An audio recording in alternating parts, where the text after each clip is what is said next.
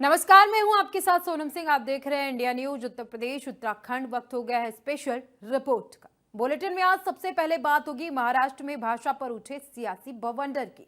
बात मराठी के नाम पर हो रही गुंडागर्दी की, बात भाषा के बहाने हिंदू मुस्लिम को लेकर सियासत की, और महाराष्ट्र में भाषा विवाद के बीच बीजेपी के फायर ब्रांड नेता और महाराष्ट्र के मंत्री नीतीश राणा ने जो ठाकरे ब्रदर्स को लेकर कांग्रेस को चुनौती दी उसकी।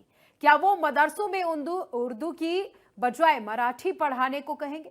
क्या मुसलमानों को मराठी में अजान देने के लिए कहेंगे? लेकिन नीतीश राणे के इस बयान पर घमासान मच गया है। समाजवादी पार्टी, कांग्रेस, एआईएमआईएम समेत कई विपक्षी दलों ने नीतीश राणे को सवालों के कटघरे में खड़ा कर दिया। महाराष्ट्र के मंत्री पर मुस्लिमों की भावनाएं भड़काने का आरोप लगाया, लेकिन नीतीश की चुनौती पर उद्धव और राज ठाकरे ने चुप्पी साध रखी है। दोनों भाई खामोश हो गए हैं। रिपोर्ट देखिए।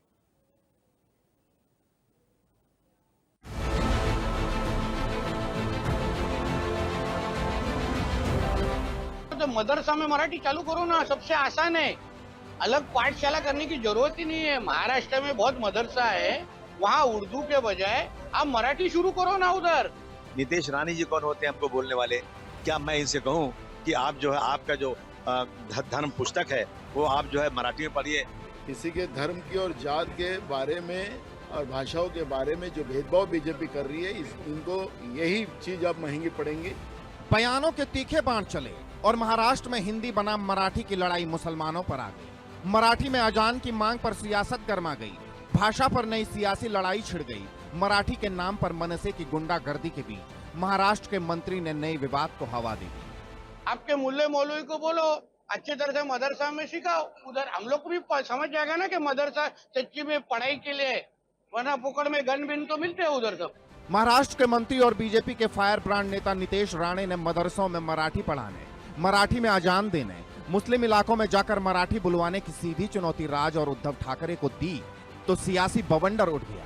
महाराष्ट्र के सियासी गलियारे का तापमान चढ़ गया। लेकिन जब राजनीतिक गलियारा तपने लगा, भाषा विवाद को लेकर आक्रोश बढ़ने लगा, तब महाराष्ट्र, मराठा और मुसलमान को लेकर हो रही सियासत पर कई सवाल भी खड़े हुए। सवाल है कि क्या सियासत के लिए भाषा को मुद्दा बनाया जा रहा है? क्या मराठी मानुष को एकजुट करने के लिए भाषा को हथियार बनाया जा रहा है? क्या सत्ता पाने के लिए भाषा विवाद को हवा दी जा रही है? क्या महाराष्ट्र का माहौल खराब करने की साजिश रची जा रही है? क्या मुस्लिमों को भड़काने की कोशिश हो रही है? इन सवालों के बीच भाषा विवाद और हिंदी मराठी पर हो रही सियासत को लेकर मुंबई के नागपाड़ा, भिंडी बाजार और अग्निपाड़ा के मुसलमानों ने राज, उद्धव और नीतीश राणे को दो टूक कहा। नीतीश राणे साहब, हम अपने उलमाए कराम से पूछकर अजान के बाद मराठी में तर्जुमा पढ़ने तैयार हैं, तो क्या आप सुन पाएंगे मराठी में? मैं अनुवाद कर दूं क्या थोड़ा सा? इनके पास काम कुछ भी नहीं है। ये इनको चाहिए कि अच्छी हॉस्पिटल की बात कभी नहीं करेंगे, अच्छा एजुकेशन की बात कभी नहीं करेंगे, और जो गरीबों का जो मामला है, पिछड़ों का जो मामला, उसके ऊपर ये बात कभी नहीं करेंगे। ये सिर्फ इनको कुछ भी अगर मिलता है वो सिर्फ हिंदू और मुस्लिम। नीतीश राणे को मैं एक जोकर और कॉमेडियन से ज्यादा कुछ नहीं समझता। ये सिर्फ सर्कस का जोकर है। अब इसने क्या किया है कि वो बंधु जो राज ठाकरे और बाल ठाकरे, उद्धव ठाकरे, जो गैर हिंदी भाषी लोगों पर जुल्म ज्यादती कर रहे थे, उसने नया तोड़ क्या निकाला।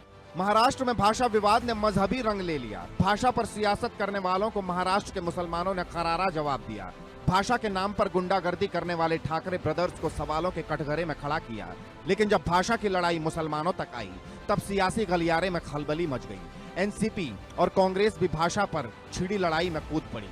ये जो चीजें आज हो रही है कि जानबूझ के कहा तो भी एक मराठी वर्सेस नॉन मराठी का वातावरण किया जा रहा है, सिर्फ मुंबई के इलेक्शन के लिए और बिहार के इलेक्शन के लिए। तो मदरसे में हिंदी पढ़ाई जाती है, इंग्लिश पढ़ाई जाती है, कहीं कहीं मराठी भी पढ़ाई जाती है, गुजरात में गुजराती पढ़ाई जाती है। जी। तो आज नीतीश राणे को इस बात का नॉलेज नहीं है कि मदरसों के अंदर जो है, जो रिलीजियस एजुकेशन के साथ साथ में दुनियावी जो एजुकेशन है, कंप्यूटर है, इंग्लिश है, मैथ्स है, साइंस है, ये भी सिखाया जा रहा है। भारत की राष्ट्रभाषा हिंदी है। पूरे देश में हिंदी बोली जाती है। जो लोग इस तरह का कृत्य कर रहे हैं वो संविधान को नहीं मानते।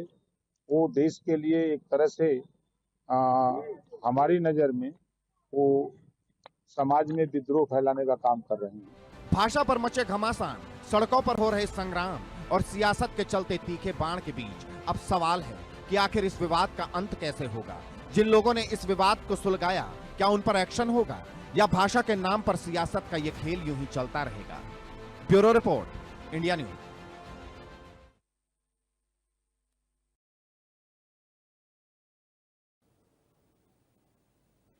बलूचिस्तान में जो नहीं करना था, फील्ड मार्शल मुनीर ने वही गलती कर दी है। मुनीर की सेना की बर्बरता ने बलूचों की आजादी की लड़ाई में घी डाल दिया। लिहाजा अब बलूचिस्तान लिबरेशन फ्रंट ने पूरी पाकिस्तानी सेना को हिलाकर रख दिया है। बलूचिस्तान का 90% हिस्सा पाकिस्तानी सेना के कब्जे से बाहर हो गया है। 500 पाकिस्तानी जवानों ने लड़ने से इनकार कर दिया है, जिन्हें बसों में भरकर वापस लाहौर लाना पड़ा। रिपोर्ट देखें।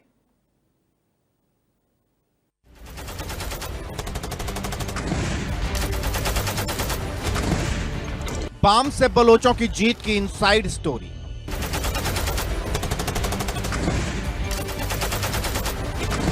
पांच 500 पाकिस्तानी जवानों ने लड़ने से किया इनकार। बसों में भरकर वापस पंजाब भेजे गए पाक सैनिक। पाक सेना का राशन और बंदूकें बलोच खा रहे, चला रहे। बलूचिस्तान के सीएम बुगटी के बॉडीगार्ड तक किडनैप। सीएम सरफराज बुगटी का स्टाफ सरेंडर कर रहा है। जी हां, आज आपको ऑपरेशन बाम से बलोचों की जीत की इनसाइड स्टोरी बताने जा रहे हैं। कैसे बलूचिस्तान के सीएम सरफराज बुगटी क्वेटा में ऐश कर रहे हैं, मजे कर रहे हैं, तो दूसरी तरफ डेरा बुगटी से खबर है कि 8 पाकिस्तानी पुलिसकर्मियों ने आत्मसमर्पण कर दिया है। बलोच लड़ाके उन्हें उनके हथियारों सहित अगवा कर ले गए, पहाड़ों पर बंधक बनाए हुए हैं। खास बात यह है कि ये लोग पाकिस्तान के डेथ स्क्वाड के मुखिया और बलूचिस्तान के सीएम सरफराज बुगटी के करीबी बताए जाते हैं। कहा तो ये जा रहा है कि ये सभी बलूचिस्तान के सीएम बुगटी के बॉडीगार्ड भी रह चुके हैं, जिन्हें बलोचों ने किडनैप कर लिया है। सोचिए, बलोचों के आगे सीएम का स्टाफ तक सरेंडर कर रहा है, तो पुलिस, लेवीज, फ्रंटियर कॉर्प्स और पाक सैनिक कितने मजबूर होंगे। इतना ही नहीं, बलूच लिबरेशन आर्मी के प्रवक्ता आजाद बलूच ने बताया कि 17 जुलाई को लड़ाकों ने केच जिले के शहाब रोड पर फ्रंटियर कॉर्प्स के लिए राशन ले जा रहे वाहनों पर हमला किया। एक वाहन को उसके राशन सहित आग लगा दी गई, जबकि एक अन्य वाहन को लड़ाकों ने जब्त कर लिया। यानी बलूच लड़ाके अब खाने के ट्रक छीनकर पाकिस्तानी सेना को भूखा मरने पर मजबूर कर रहे हैं। शायद यही वजह है कि बलूचिस्तान के आगे 500 पंजाबी सैनिकों ने आत्मसमर्पण कर दिया और अब समय से पहले वो रिटायरमेंट ले रहे हैं। जानकारी के अनुसार 500 से अधिक पाकिस्तानी जवानों ने बलूचिस्तान में लड़ने से इनकार कर दिया है, जिसके बाद उन्हें बसों में भरकर वापस पंजाब भेजा गया। कहा जा रहा है कि कई सैनिक उन 93,000 सैनिकों के रिश्तेदार हैं जिन्होंने 1971 में बांग्लादेश में हथियार डाले थे और अब बलोचों से डर कर समय से पहले रिटायर होने के लिए आवेदन कर रहे हैं, जबकि कुछ ने पहले ही आत्मसमर्पण कर दिया है और अपने अधिकारियों को बलूचिस्तान में ड्यूटी न देने की गुहार लगा रहे हैं। लेकिन खबर है कि बलूचिस्तान से पंजाब भागने वाले सैनिकों को कोर्ट मार्शल और सजा का सामना करना पड़ेगा। बीएलए का तांडव इस कदर है कि वो पाकिस्तान की आर्मी को नंगा कर घेर कर मार रही है। हर पाकिस्तानी को बिना चेकिंग के अंदर नहीं आने देते। अगर कोई पाक आर्मी वाला मिल जाए तो उसे गोली मार देते हैं। 17 जुलाई को मस्तंग के छोटू इलाके में कार्यवाहक डीएसपी की गाड़ी पर हमला कर दिया गया। मस्तंग में ही पुलिस के काफिले पर गोलीबारी की गई, जिसमें एक की मौत हो गई जबकि 3 घायल हो गए।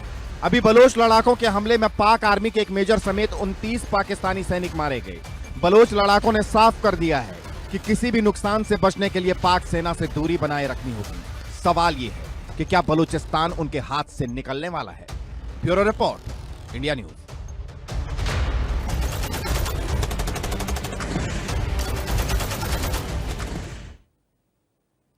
तो आज की साइंस रिसर्च क्या कहती है, इस बारे में आपको बताने का अब समय आ गया। इंडिया न्यूज की टीम ने आज जो रिसर्च रिपोर्ट निकाली है वो एक बड़ी तबाही की तरफ इशारा कर रही है।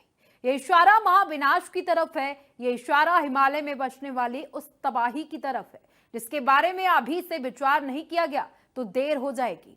वैज्ञानिकों की रिसर्च कहती है कि हिमालय से सटे राज्य एक बड़े खतरे की जद में है। इन राज्यों में कभी भी किसी भी वक्त महाभूकंप आ सकता है। वैज्ञानिकों का कहना है कि इन राज्यों में अब तक सबसे बड़ा और विनाशकारी भूकंप आ सकता है। यह भूकंप 8 या उससे भी ज्यादा तीव्रता का हो सकता है। इस खास पेशकश में आपको दिखाएंगे कि किस तरीके से महाप्रलय की जो बाएं खड़ी हुई है वो किस तरीके से सामने आने वाली है, किस तरीके से महाविनाशकारी भूकंप आने वाला है। रिपोर्ट में देखिए। हिमालय थर्राएगा, महाविनाश लाएगा।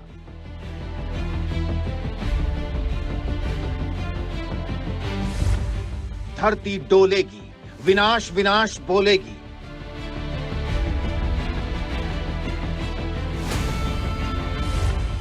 जमीन फटने का डर, आएगा तबाही का पल।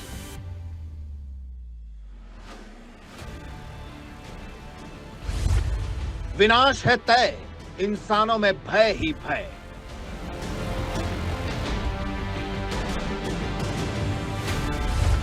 खतरे में हिमालय, आएगी महाप्रलय। हिमालय कांपेगा और बड़ी तबाही लाएगा।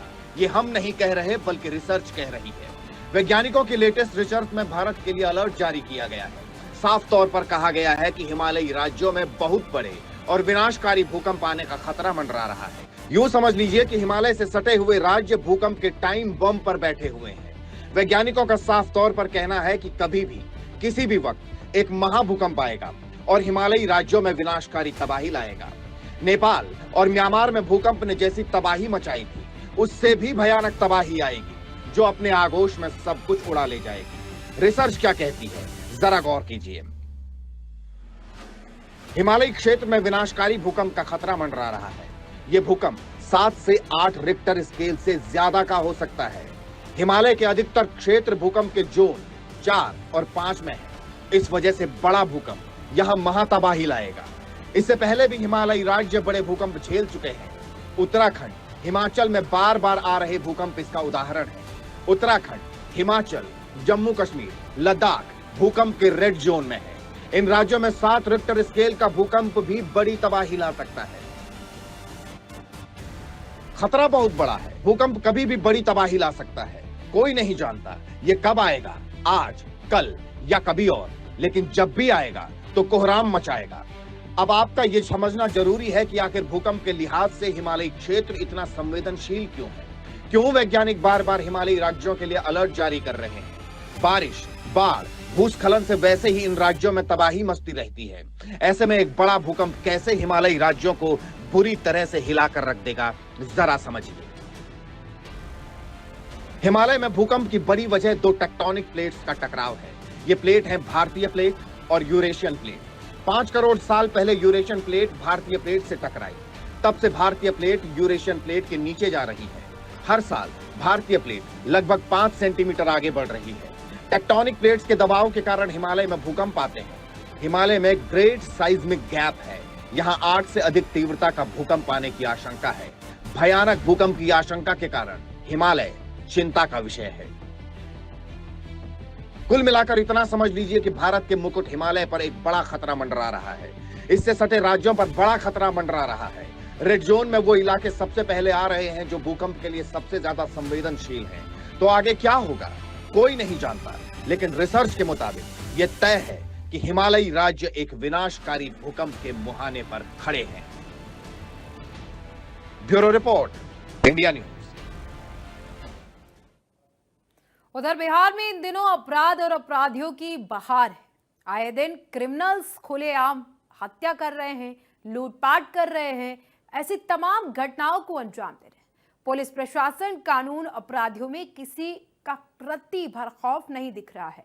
घटना के बता दें कि पटना के पारस अस्पताल में हाई सिक्योरिटी के बाद भी अपराधी आईसीयू जैसी संवेदनशील यूनिट में घुसकर मर्डर करके चले आते हैं और बड़े आराम से निकल जाते हैं। गैंगस्टर चंदन मिश्रा हत्याकांड में जो सीसीटीवी फुटेज सामने आया, उन्हें देखकर आप बिल्कुल अंदाजा लगा सकते हैं कि इन अपराधियों की आंखों में या चेहरे पर किस तरीके से खौफ नहीं है। अब जो नया सीसीटीवी सामने आया है वो तो इन जैसे अपराधियों के बेखौफ होने का पुख्ता सबूत है। गैंगस्टर चंदन मिश्रा की हत्या में 5 नहीं बल्कि 6 बदमाश शामिल थे। हत्या के बाद ये बदमाश 2 बाइकों पर सवार हुए, हाथ में हथियार लिए जश्न मनाते हुए दिखाई दिए। सवाल है कि कई दिनों से कई बार ये जो नीतीश बाबू के सुशासन में ये हत्याएं हो रही हैं, वो क्यों हो रही हैं? क्या कानून का डर अब इन बदमाशों को नहीं है? रिपोर्ट देखिए।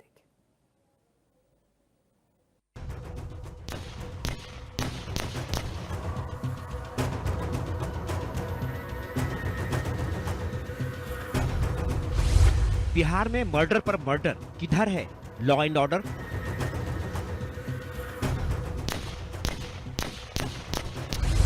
चंदन मिश्रा हत्याकांड, 6 बदमाशों ने दिया अंजाम। गैंगस्टर का शूटआउट, शूटर्स का चिलआउट। सुशासन की खुली पोल, crime out of control.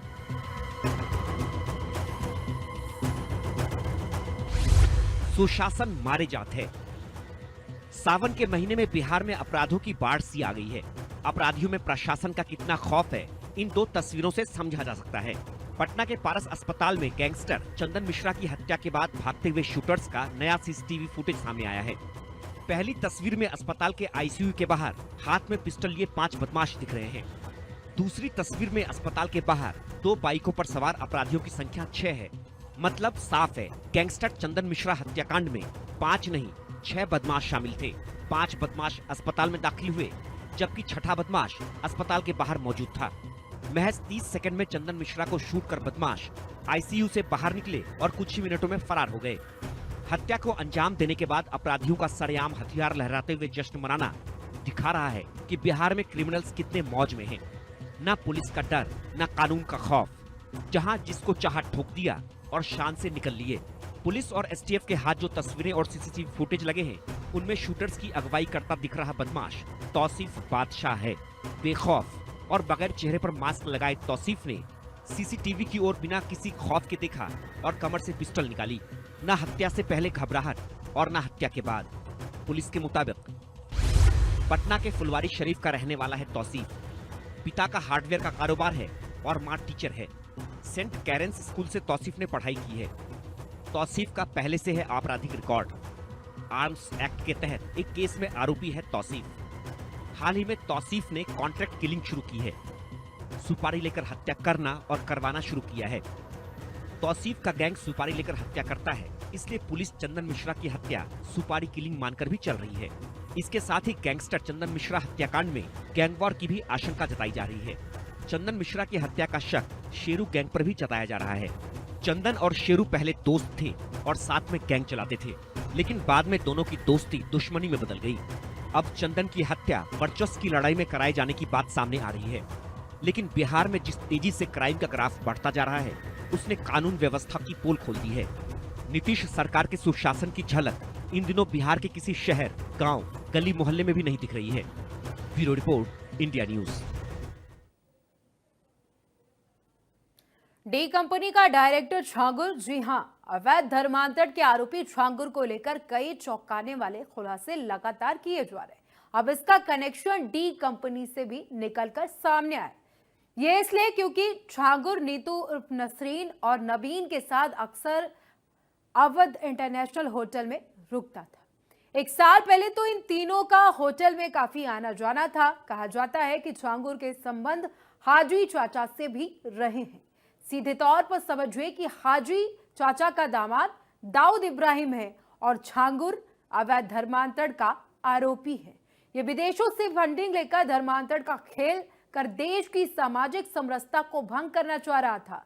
Changur की हर हरकत किसी न किसी साजिश की ओर इशारा कर रही और ऐसा लगता है कि डी कंपनी से भी इसके गहरे कनेक्शन हो सकते हैं। रिपोर्ट देखिए।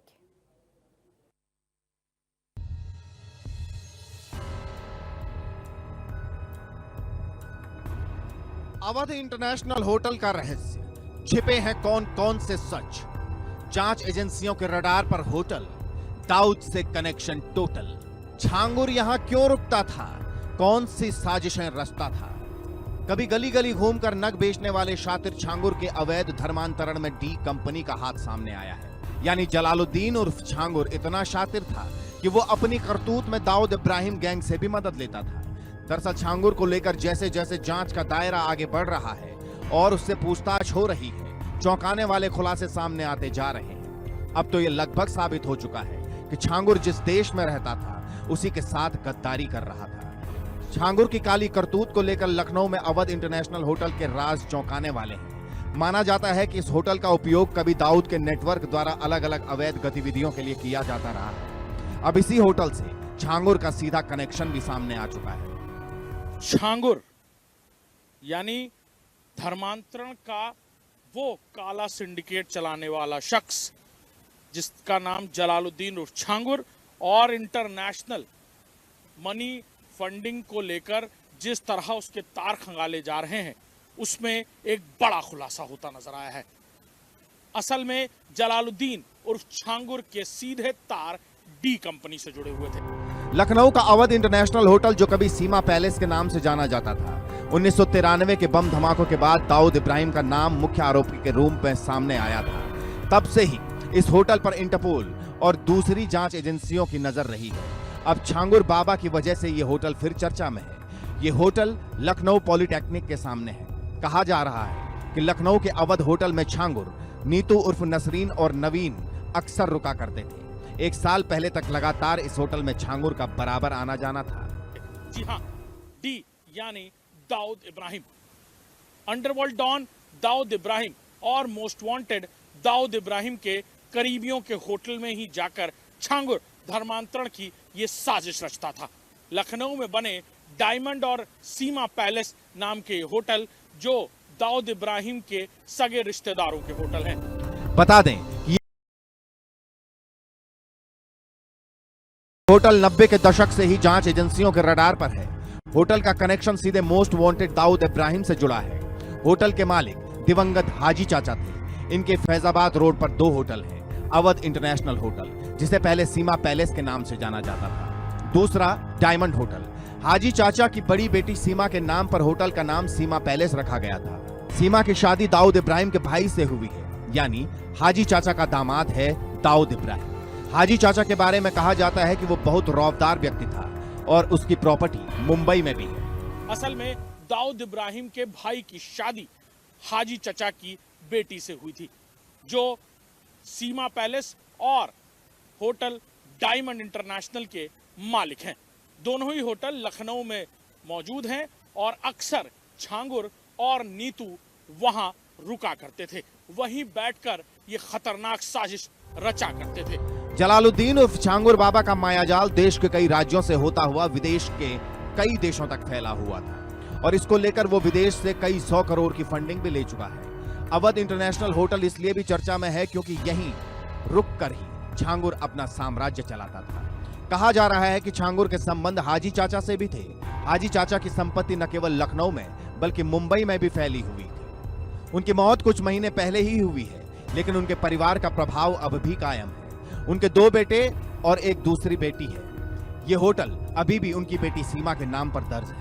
छांगुर का इस होटल में लगातार आना जाना और उसका अवैध काला नेटवर्क इस बात की ओर इशारा करता है कि ये होटल उसके लिए सुरक्षित ठिकाना बन गया था और इसलिए छांगुर इस होटल में रुककर नीतू उर्फ नसरीन और नवीन के साथ मिलकर साजिशें रचता था। धर्मांतरण को लेकर किसको शिकंजे में लेना है, काले नेटवर्क का जाल किस तरह बुनना है, छांगुर बहुत कुछ यहां रहकर भी तय करता था। लखनऊ से अभिषेक सिंह के साथ ब्यूरो रिपोर्ट, इंडिया न्यूज।